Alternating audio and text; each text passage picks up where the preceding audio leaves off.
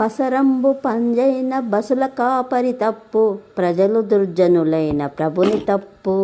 భార్య గయ్యాలైన బ్రాహ్మణనాథుని తప్పు, తనయుండు దుష్టైన తండ్రి తప్పు.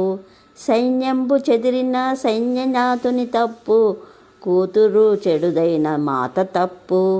అశ్వంబు చెడుగైన నారోహకుని తప్పు, అస్థి దుష్టైన హస్తపకుని తప్పు. ఇట్టి తప్పులెరుంగక ఇచ్చవచ్చి, నటులు మెలుగుదురు రిప్పుడి అవని జనులు.